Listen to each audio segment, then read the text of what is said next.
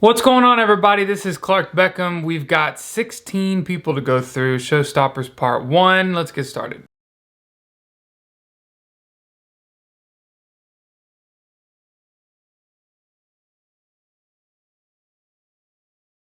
First up, we have Kyra.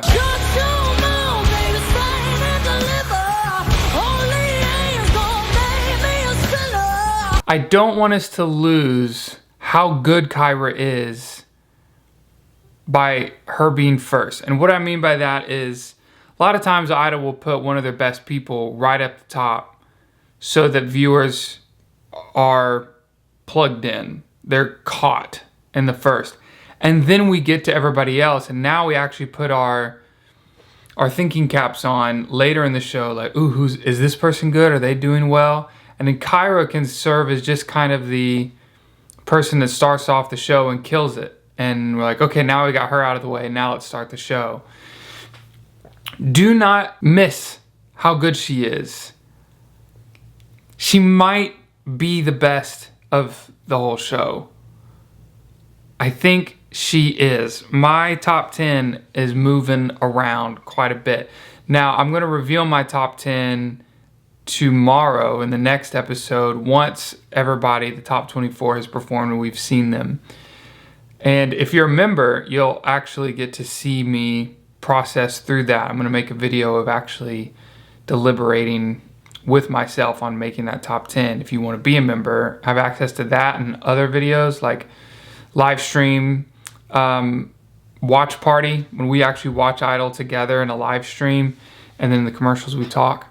You can do that by clicking the join button at the bottom right hand corner of this video. Back to Kyra. She's a problem. She's a problem. Brought out the bass. Oh my gosh. I mean, I'm gonna say she's just showing off. That's kind of her job right now, is to show off. And she's doing it. The breakdown ending was stupendous. Her range, her soft, her loud, her rasp, her sweet, everything is absurd. 10 out of 10. I think she was the best of the night. And I don't want us to lose that because she was first. Because she might have been the best there was. She might be the best there is. Warren.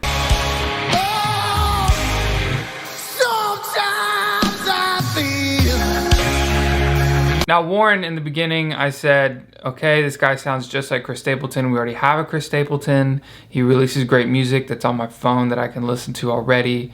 Why do we need Warren? Well, all Warren does when he starts to sing is sound really, really good.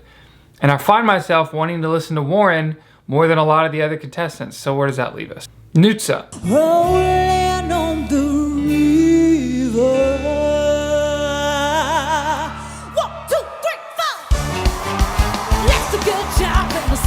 Nutsa's nasty in a good way. The low, PJ has this too, the low, sultry, warm, silky tone in the mid-lows of her range is so nice. And then she's getting it more than anybody else as far as the stage presence goes and the dancing and just going for it. And the audition, we thought it was a little too much. I wonder if it was too much for an empty room and a cappella. Maybe she had piano, but like a broken down set. But now that she's got the band and lights and wardrobe and makeup, and maybe now we're actually seeing what she was all along. She's killing it. The band is killing. Oh my gosh, the band is killing it. So happy to have Chris Cooley and the band into the show from here on out. Katie's pump fakes. Katie pump fakes like the whole time. Everyone who goes in the top 24, she says something like, you weren't destined to be in our top 24. I think you're destined to be in the top 10. Which means you're in the top 24. And I will say, most of the pump fakes are pretty good. This one was not. And poor Nutsa was so confused. She said, we did not put you in our top 24. You put you in our top 24. which Katie said, we did not put you in your in our top 24, but you did. You did. It was her who did all the work and whatever, but you did put her in your top 24. The best way to watch this is in the premiere. It premieres Monday and Tuesdays at 7 Eastern, 6 Central, and a lot of contestants have shown up in the chat. I'm in the chat, and there's a live Q&A also with me after the premiere. You can only get access to that if you watch the premiere. I'll put a link to the live stream at the end via like the little white cards that pop up in the corner. And then I'll also post a link in the premiere chat. Aiden Boyer. I used to rule the world. Seas would rise when I gave the word. I love how Aiden talked about his mission. It's important that we have a purpose as we're singers, and that our purpose is not just fame and fortune. I hear a lot of people say, I want to change the world with my music. And then their music is about not things that I would want the world to be about. So I love how Aiden is focused on this concept and this, the most important part about music. Plays a pretty sweet chord that's different than the original. So the original goes like, oh, what a lovely string. Oh, but who'd ever wanna be king? I hear Jerusalem bells. It goes into the chorus, but he goes, oh, who would ever wanna be king? And then adds a bar. I hear Jerusalem bells are ringing. I really like this performance. I think this is my favorite performance from him. He doesn't make it through the top 24, and he took it like a champ. I think it was the right decision. I think they totally could have put him through because he's just got something special and completely different than anybody else. And I really like his musicality, so I'm kind of sad to see him go. I'd be curious to see what else he would do. When he played that major 2 chord, he stayed on it for a while. Like, they added some extra bars in there, and he kind of grinned. I'm like, that's my guy. Like, I want more of that. But we say goodbye to Aiden. He left in such grace and just took it like a champ. Michael Williams. Flowers in hand, waiting for me. Every word in poetry. Where's this guy been? I remember his audition when he looked like Tom Cruise, and I made that whole comparison, and Katie was like swooning and stuff. Haven't seen him since. He did great. I thought the song was gorgeous. I don't know what that song is. It was beautiful. His voice was pretty. What was confusing to me about the judges' critique was it seemed that his song highlighted his strengths perfectly. And then Katie was like, yeah, I miss your smooth voice and your falsetto. It's like, did you not listen to what he just did? It was all of the smoothest falsettos and smoothest sweet singing that you could want. It was perfect, but it might have been part of the shtick. It might have been part of the, and so I'm sorry, we just don't know if you're good enough for a top 24. We're great enough for a top 24, whatever line they use to trick them. So that could have been part of it. Here's the problem with that.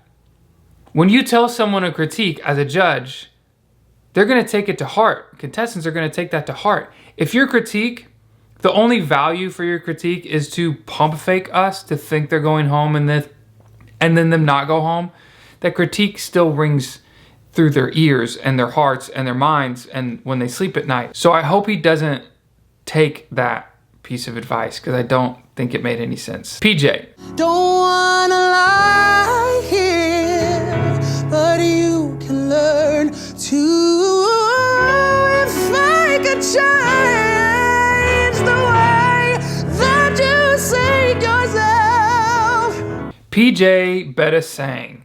Yo, when this dude, he swings for the fences, and when he connects, he crushes not just notes, the rasp and all of the goodness, all of the elements of someone singing a note that makes people have a stank face and freak out. He nails all of them when he does nail it. he's kind of like, to keep the baseball reference going. I had a friend that pitched in the major leagues, and he talked about this one camp, like open tryouts for this team, and there's a guy who's throwing 115 mile an hour fastballs, but he couldn't control them, so he actually never got on a team. He said he couldn't control them, but when it was down the middle, it was literally impossible to swing. You had to start swinging before you could even see if the ball was a strike or a ball.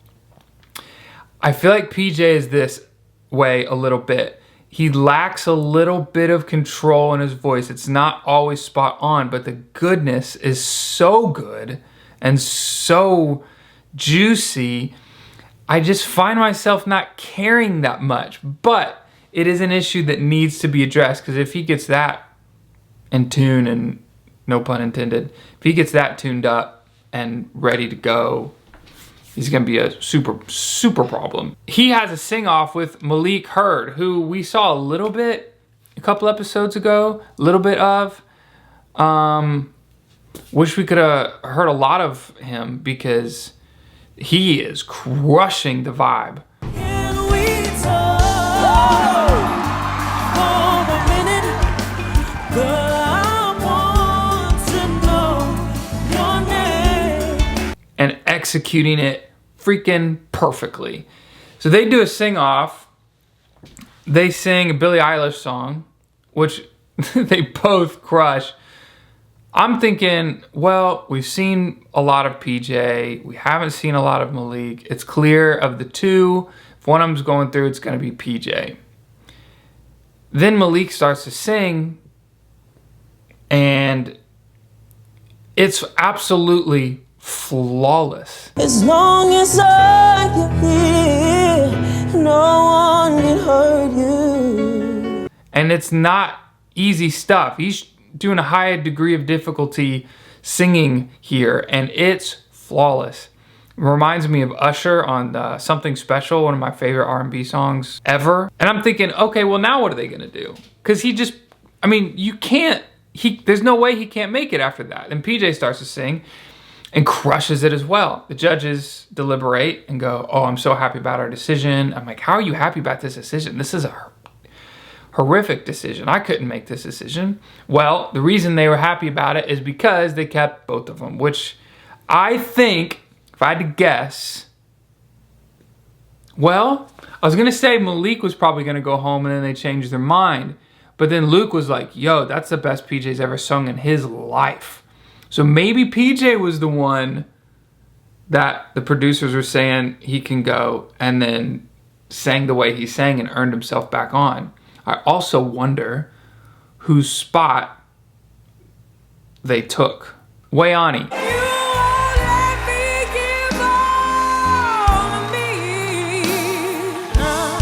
Okay, I know I have been a Wayani denier, and you all have been giant fans, and I'm just here to say, I get it.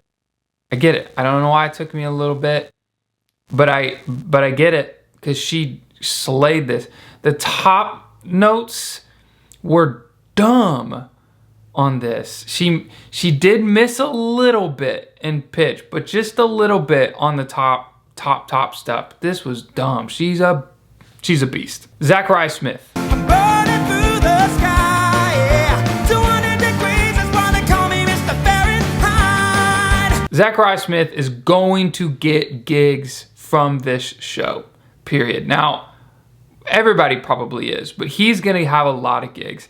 And he keeps talking about, I don't wanna go back to flipping burgers. I mean this, and I don't say this lightly, I don't think he'll have to again. Certainly not in the near future after the show, even if he gets cut the next round.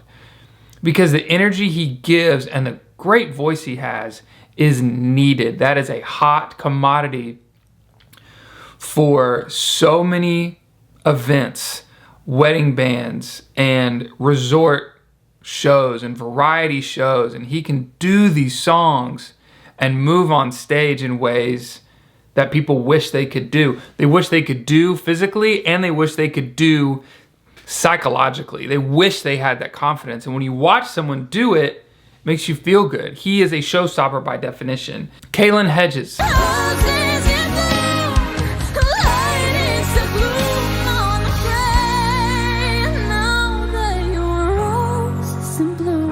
I think Kalen maybe got a little overexcited with the crowd and pushed a little bit too hard in this song. The song needs to be very controlled, and if you're too excited, you can kind of spill over the top, and that can look like pitch issues or tone issues, just sounding too excited for what the song is, like you're not controlling the song, and that's what happened. I still can't believe they said no. I think she's one of the best singers in the whole competition. Now, granted, there are a lot of insane singers this season, so someone's got to go. I get it. But I was surprised that she was the one to leave. Tyson Venegas. I thought that I didn't care. I thought I was loving pain. So Tyson made a mistake. He missed his lyrics real bad. Right at the top of the song. Really bad. And of course he kept going and mumbling away through and smiling and then proceeded to kill. But that big mistake gave the judges a reason to go, what happened? We were confused. Maybe it's PTSD. When I was on America's Got Talent, I sang for my audition for the judges, like on TV that was never aired. I sang Try a Little Tenderness, and it starts off soft. Oh, she may be weary. Them young girls, they do get weary. And then at the end, it's like, you got to, like big, heavy stomping. And the critique was, I'm just confused. It started off coffee shop, but then it got exciting. So I just have like a trigger when people say I'm confused. It's like, it's music. What are you confused about? He sang. What's confusing? Anyway, sorry. They said they were confused and they're like, we don't know, you need to bring it, and I don't know. They just gave kind of a fake, like, we don't know about you, but he gave him that opportunity to do that because he missed the lyrics really badly. Of course, there's no way you would send someone like him home, who is up there. He's in my top 3 of the whole season. There's no way you send someone like him home because he missed a lyric, had a lyric flub. There's no way. So he goes through. Haven Madison. I don't care if I sing off key. I find myself in my melodies. Well, I cried again when they referenced her brother's song. That's, by the way, she's got a lot of music out, like on Spotify and Apple Music, like to listen to, including that song. This performance, I wasn't into it vocally. It was fine, but I kind of got the sense that she might be overexcited too. I didn't love the tone of her voice. It might really be the too excited thing, kind of like Kaylin, but it wasn't bad. And she has a legitimate strong voice. She is not just the young girl that writes really heartfelt songs that make you feel and has a great story. She's not just that. She's a great singer. I didn't get that vibe here. Fire. You got me begging you for mercy. Why won't you release me? Fire had some strong parts and she had some not so strong parts. Her stage presence is great. She's lovable and likable. We've already talked about that. She didn't make it through and she took it hard. She took it very hard. I think it's the right decision. I think this was as far as she was gonna go and should go. There are just too many good singers on the show. It was kind of a bummer to see her take it so hard, but it's the nature of the show. Lucy Love. So impossible as they may seem, you got to find. Boy, they gave the longest pre-performance video package for Lucy. When American Idol does that, they're pretty much just saying, like grabbing America by the head and going, fall in love with this person. And we are. The story about the kids and the affirmation post-it notes and how she has no choice, she's gotta succeed for her kids. I love it. And then she starts to sing. Okay, She also has a great personality that you fall in love with. And then she has a voice that you fall in love with. Paige and. I'm such a winner's Now Paige, last time I heard her sing, I was a little disappointed because I was thinking from her audition that she's got all the tools to be a monster. Well, I don't know what it is about hotel rooms and contestants singing in them, but it's like a lucky charm because this was one of the best vocals I've heard of the whole season, and that we could barely hear, but she was just nailing it. And then we have a sing-off with Megan Danielle, and Paige sounds like Celine Dion, is destroying, even makes Megan give her a whoop, a woot, a whoop. Go easy on me, baby. She sounded amazing. The big, clean, strong haymaker, belting notes, and little tiny sweet runs like a trickle of a waterfall. It sounds corny, but that's what it makes me think about. We've got Megan Danielle. And the sun goes down and the band won't play. Who's also one of my favorite singers of the whole season, crushing this rock, soul, country, gospel thing all wrapped into one. And Lionel says, I love that smoke. That's the perfect way to say it. She's crushing. They do a sing-off, and we've got 2 sing-offs this episode, and I was thinking about how they actually have to decide on the same song and how tough that could be and how easy it could be to be a punk about it. Oh, do you know this song? You don't? Well, that's the only, I have to do that song. Can you learn it, please? And then knowing that you've got a song that you love and then the other person might not, and maybe trying to pressure them into doing something that they're not comfortable with, because that would obviously give you an advantage. But we don't see any of that here with either sing-off, and that's because, as much as you don't want to believe it, when you're a contestant on American Idol, you are brothers and sisters with your other contestant. You are together, and it is a close-knit bond that you'll never get with anyone else for the rest of your life. And we see it here when they're working together. Megan is cheering on Paige right before she starts to sing. She's like, you got this. It doesn't make sense unless you've done it. You can't understand it. But everyone is so close and loves each other and just wants the best for each other. It doesn't feel like a competition in the sense that you're trying to be better than somebody else. They leave us on a cliffhanger, which is typical American Idol fashion. We're going to have to wait till Megan sings. I can't imagine them not taking them both because they're so absurdly good.